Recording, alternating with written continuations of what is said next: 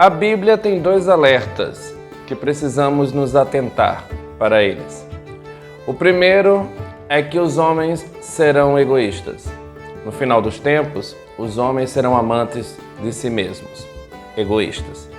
E o segundo ponto, que é bem importante, é que as pessoas procurarão mestres para si, ou seja, vão procurar pessoas que falem o que elas querem ouvir, justamente por causa do egoísmo. Elas são tão egoístas que vão precisar de alguém que satisfaça o seu ego. Vem com o Tio Fera que nós vamos analisar o tema. Aí galera, antes que eu me esqueça, vem aqui embaixo, se inscreve no canal, não custa nada, dá um like, compartilha, assim você ajuda o canal do Tio Fera a crescer. Bem, uma coisa tem a ver com a outra, porque se eu sou egoísta, eu quero que as pessoas satisfaçam o meu ego, o meu prazer. Então eu pouco me importo se vai ter a verdade, se a verdade vai se estabelecer. Eu não quero saber da verdade, eu quero saber da minha verdade. Esse é o egoísta, é como ele age. E aí ele vai procurar mestres, pessoas que ensinem a ele aquilo que ele quer ouvir e não aquilo que realmente é. Antigamente, nós íamos atrás do conhecimento. Eu queria aprender as coisas, eu queria saber da verdade, buscar a verdade. E eu queria provas, né?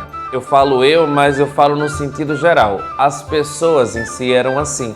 Elas queriam provas daquilo. Então você está falando algo, ensinando algo, a pessoa tinha que ter certeza daquilo. Por exemplo, quando Paulo pregava, a galera de Bereia simplesmente ficava analisando as escrituras para ver se o que Paulo falava era verdade ou não. Se não tivesse ali, não fosse compatível, a galera já não ouviria mais. Também tem a questão de Moisés, por exemplo. Quando Moisés foi libertar o povo do Egito, Moisés não poderia chegar para o povo e dizer: olha, me segue porque Deus mandou. Não. Moisés tinha que dizer ou falar um código, algo que a galera lá identificasse que realmente era o Deus de Israel. Então, Moisés precisou falar o nome do Criador. É quando Moisés chega para a galera e fala: gente, Iau é conosco, ou Iud Revav Rei é conosco. E aí a galera simplesmente disse: não, esse é o Deus de Israel, vamos com Moisés. Moisés realmente fala com o Deus de Israel, o Deus de Abraão, de Isaac e de Jacó. Então, precisava ter uma prova, algo que comprovasse. Hoje em dia, não mais. É por isso que o apóstolo Paulo fala que não devemos ir por todo vento de doutrina, porque muitas doutrinas de homens surgiriam e aí as pessoas iriam simplesmente agir de má fé. Elas iriam distorcer a palavra de certa forma, porque elas estudaram ou pseudo estudaram e aí estão enrolando as pessoas. Tenha muito cuidado com pessoas mansas demais, que fala bonito demais, que essa pessoa nunca perde o controle.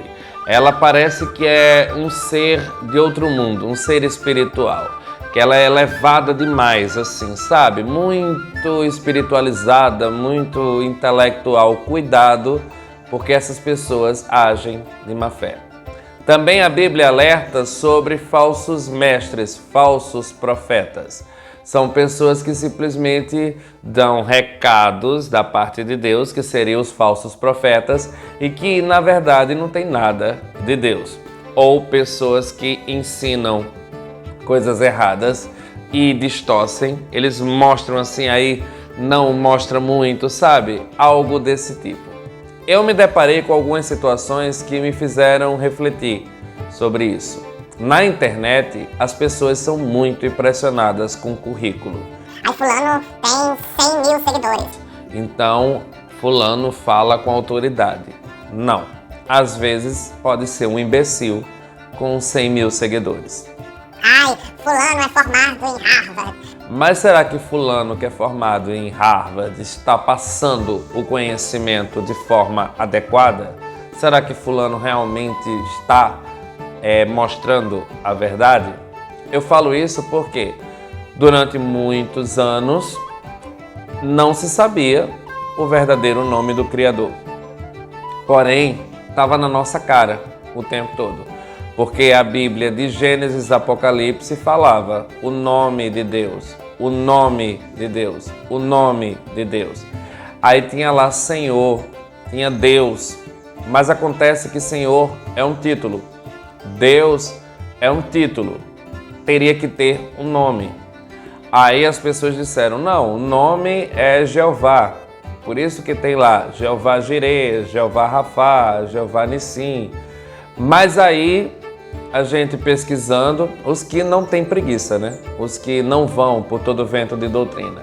Estes pesquisando descobriram que não existem palavras com J até hoje no hebraico. Naquela época, muito menos, não existia. Nem no hebraico, nem no aramaico, nem no grego, nem no latim.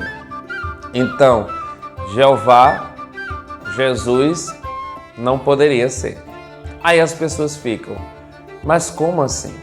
Mas não eram teólogos, não eram pessoas formadas que estudaram porque falavam assim, eu sei falar, eu estudei, né? Hebraico, grego e não sei o quê. E não informaram para a galera que não existia palavras com J, que o nome foi adulterado e que esconderam o nome do Criador. Complicado. Eu vi, por exemplo, um professor de hebraico uma vez na internet. Ele estava lá questionando a história do nome do Messias. E aí eu entrei no debate com ele. E aí justamente ele pegou um texto lá em hebraico. Ele não pegou o texto traduzido, ou ele foi traduzindo, ele mostrava o texto no hebraico e traduzia assim pra galera. E aí, tipo, tá de boa. A galera não sabe falar hebraico, então todo mundo prestava atenção e dizia, é isso mesmo. Aí ele começou a traduzir o texto. E ele todo exibido, olha aqui, porque é assim, assim, assim. Aí ele traduziu como Yeshua, olha aqui, está aqui e tal. Só que depois, muito depois, eu vim descobrir que Yeshua não pode ser porque Yeshua não tem o tetragrama completo. Porque Yeshua é Yud, Shin, Vav, Olamim. E não tem o rei. E o tetragrama é Yud, Rei, Vav, Rei. Então o tetragrama é a base para você descobrir o nome do Criador e o nome do Messias. Tem que ter o tetragrama completo. É como se fosse um quebra-cabeça. Sem o tetragrama, as peças não se encaixam e não fecha o negócio. Na época eu não sabia, mas simplesmente ele foi dizer que tinha e tal.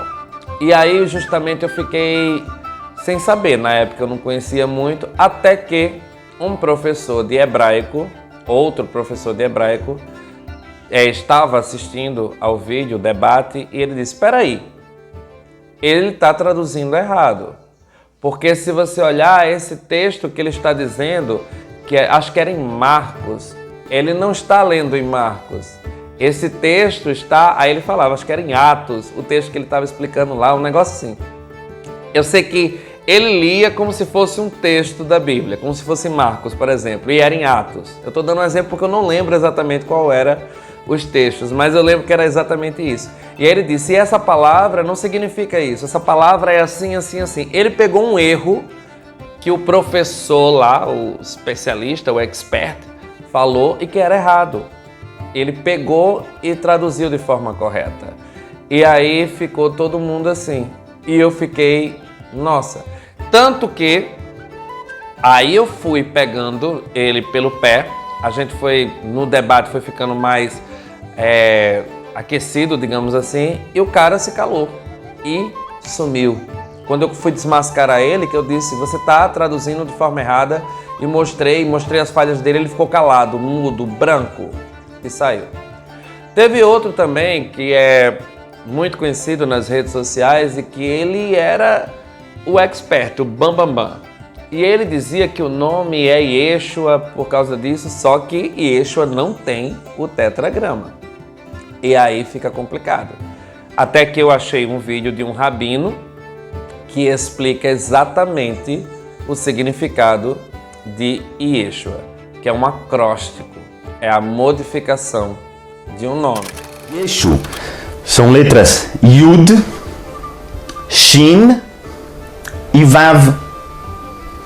Essas letras, elas querem dizer o seguinte: Yud quer dizer Imar, Shin quer dizer Shemo, Vav significa Vezichro.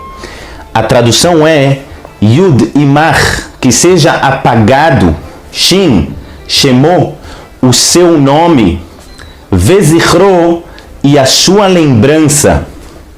Aqueles que usam o Ain no final, formando a palavra Yeshua, o Ain quer dizer Olamim, para todo sempre.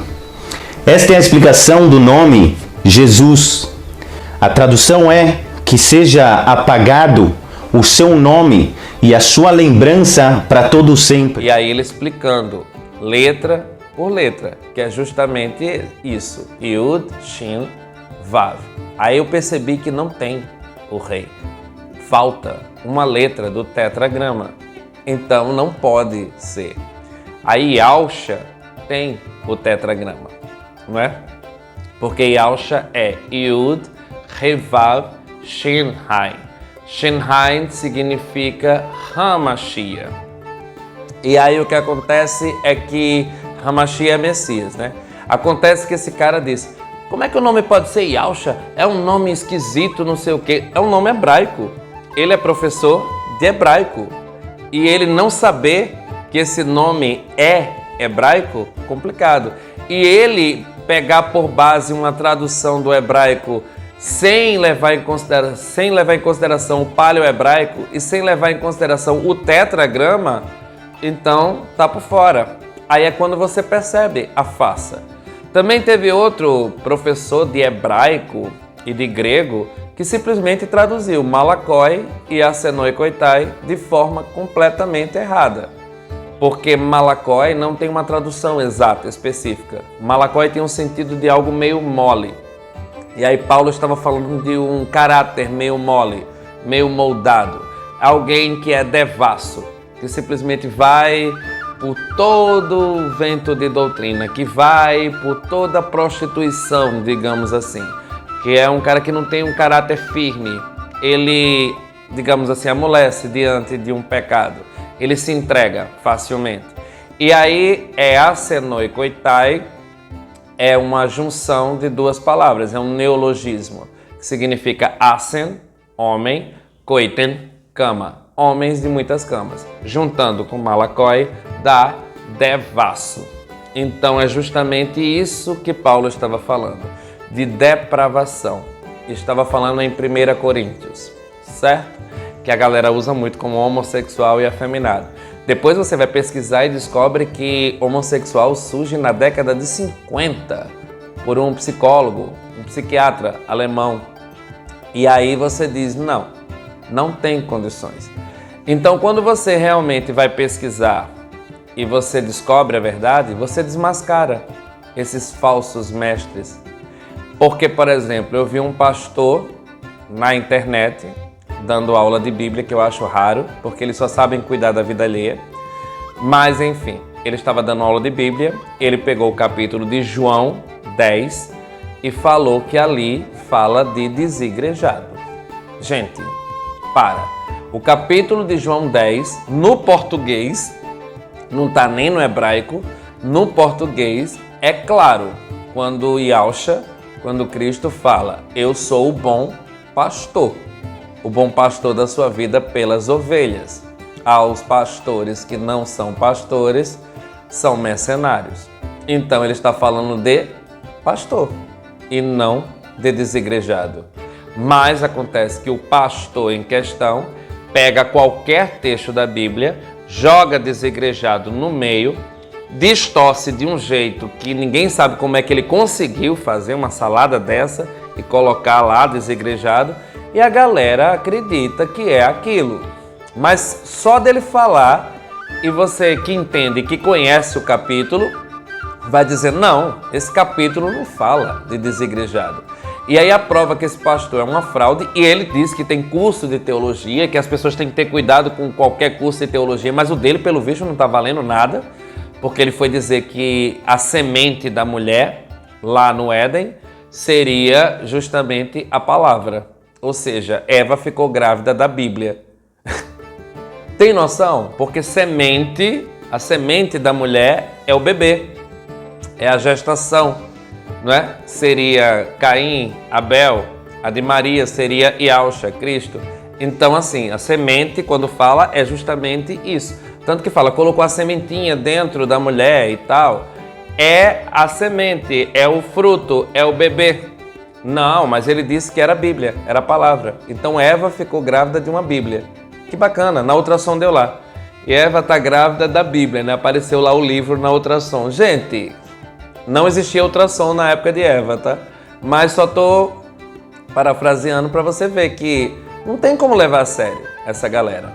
Então, abram o olho de vocês com esses falsos mestres e falsos profetas. Como descobrir um falso mestre e um falso profeta? Primeiro ponto, eles são muito apegados ao título. Eu sou o pastor, eu sou o teólogo, eu sou professor de hebraico, sou.